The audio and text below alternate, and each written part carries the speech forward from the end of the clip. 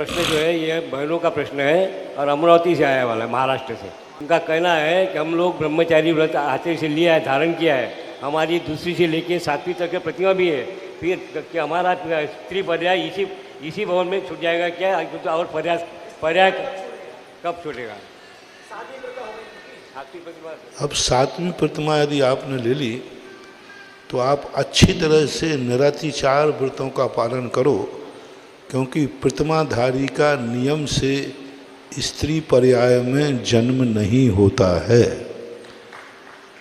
यदि आपने 12 व्रत अंगीकार कर लिए हैं और निर्दोष रूप से पालन कर रहे हैं और आपने अपनी कसाय को शमन कर दिया है, अपनी कसाय एक पक्ष से ज़्यादा नहीं रखते हैं, तो आपका तो वैसे ही स्त्री पर्याय खत्म हो गई। इसलिए मैं तो कहता हूँ सभी स्त्रियों को कम से कम 12 व्रत लेकर के मरना चाहिए, जिससे स्त्री पर्याय में जन्म नहीं होगा।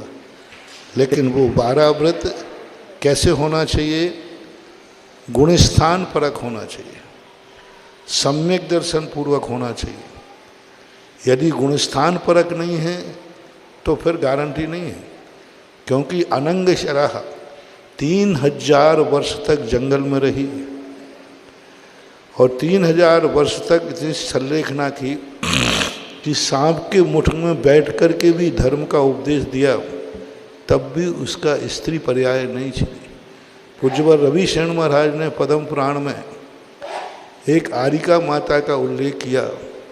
आरिका बन गई, निर्दोष आरिका व्रत का पालन किया, लेकिन परिणामों में उसकी विशुद्धि न आने से उसे पुनः उसने मन में एक निदान बंद किया।